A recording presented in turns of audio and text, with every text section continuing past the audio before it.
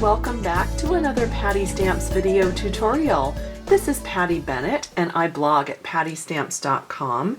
Today I am excited to share some coloring tips with you featuring the new Stampin Blend Markers and some tips for creating this adorable little pizza box with this cute snowman on top. Isn't it darling? I was having fun playing with this stamp set. It's called Seasonal Chums, and it has these adorable little images, including the reindeer and the pumpkin and the snowman. And there are matching framelits for it. You can get this in a bundle.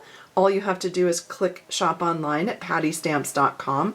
I will have all the links there if you need any of these supplies. But I was creating this cute little box for one of my Love to Stamp group events coming up, and I found some tips that I thought you might find helpful. So let's get started and color this fun snowman. Two things that will be extremely helpful are to stamp on the thick Whisper White cardstock from Stampin Up with your Memento black ink pad. All black ink pads will not work with alcohol markers. So those are just two things to be aware of. The Stampin Blend markers are new. They are coming out on November 1st. So if you're not a demonstrator and you didn't get them in the pre-order, you will be able to order them on November 1st. So the first thing I'm going to do is just color the hat. And I'm using the light smoky slate coming in from the side toward the center. And I am leaving just a spot of white. My preference is start with the light, add a little bit of shadow with the dark, and then go back and blend with the light marker. So that's what you're going to see me do on the colors. So now I'm just going to go back over with the light and blend in those two colors and just come, I am like barely feathering on this color. One thing I found out with these new blend markers is that they are really, really juicy. Not in a bad way. They're perfectly fine. They're wonderful. But you do not have to put on a lot of color. So that was the two shades of smoky slate. And then just to quickly do the little holly, I colored the whole thing in the light one.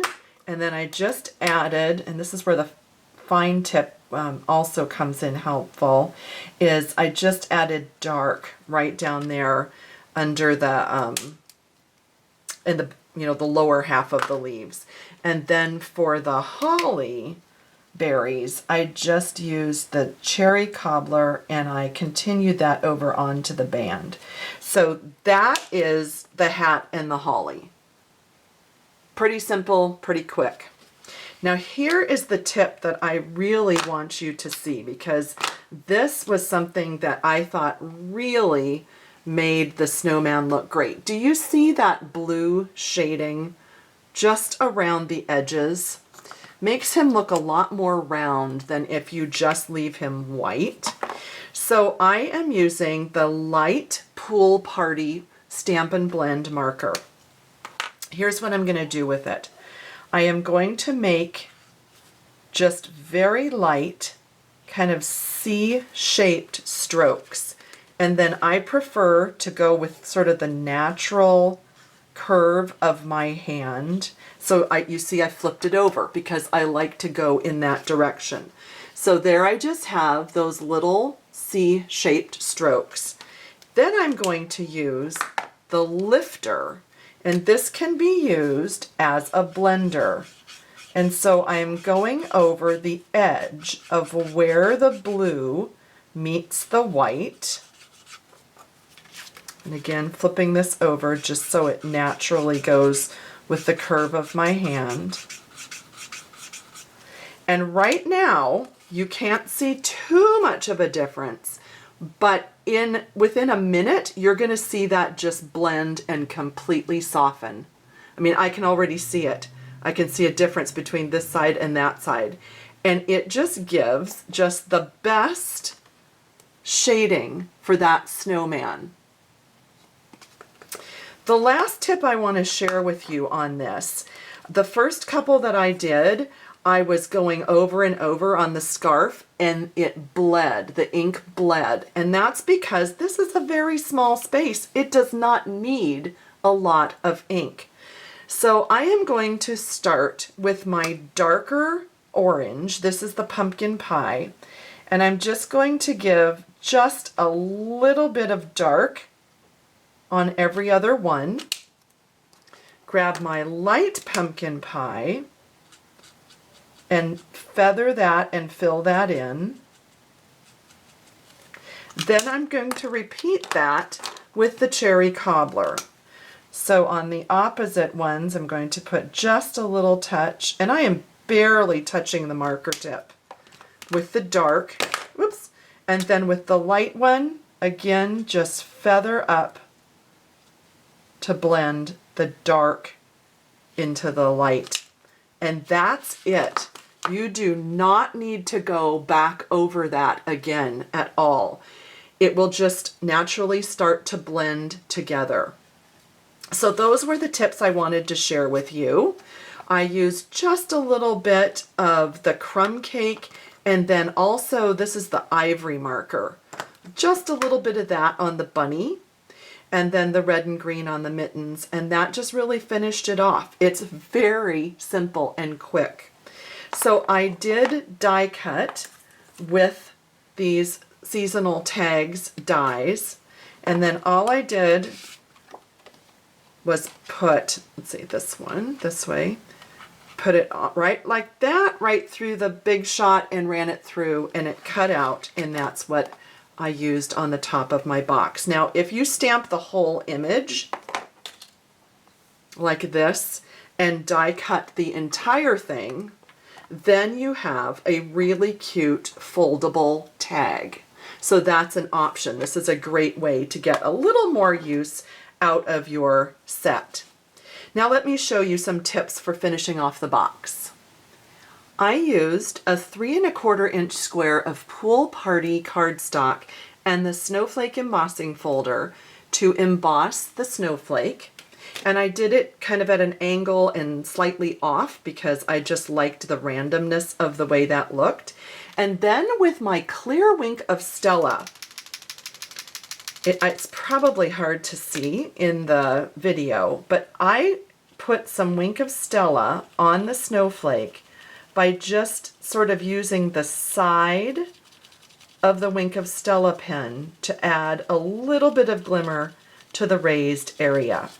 And as this dries, that darkness will go away and the shimmer will remain. So, I don't know if you're able to see that, but it is very cute and shimmery in person.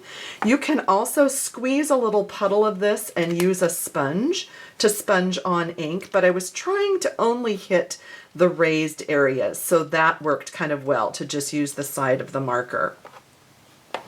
One tip for you when assembling your pizza box. This is how it comes in the package, and it's all cut and scored for you. All you have to do is fold on all of the scored lines and put it together. This is a tip that I have been using. So before you put this together and fold this flap, I like to put a strip of tear-in tape, and that comes on a nice big roll like this. I like to put a piece right here, and it's really nice because it just tears, as the name says. And then I like to use a paper piercer. You can also just peel up the edge with your fingernail if you want to. So now I have a strip right there. So when I fold this together and fold this flap over and you press, this now secures that flap. And I really found that I like that on the pizza box because when you open and close it, it doesn't want to tend to kind of fly open at all. For the little bit of snow down here, I just took a scrap of white and I tore it. And I added a little more Wink of Stella because, you know, life is great with more Wink of Stella. So I just kind of brushed some on like that and attached it right there to my snowflake portion. And then I used Stampin' Dimensionals to add my little snowman. And so that's just really all there was to the box. Add any greeting you want, and I tied it up with cherry cobbler ribbon just to pull in the red. So now let's look at a couple of other examples using the Stampin' Blend markers. Here is the full range of the Stampin' Blend markers, and each color comes in a light and a dark marker. You can purchase them in a combo pack together or separately.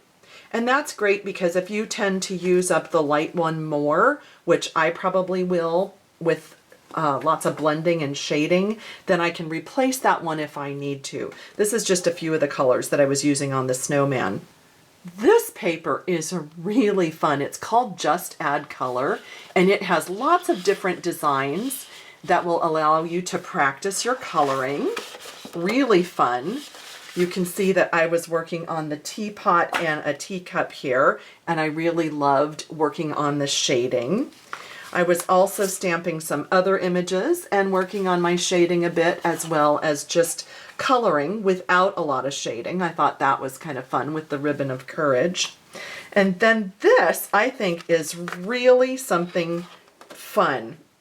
I die cut the hometown greeting houses, and I just had a little one right here on this card, and I wanted a red roof. And I thought rather than die cut another one in red and add it, I just grabbed my cherry cobbler marker and colored, and it colors so evenly and beautifully.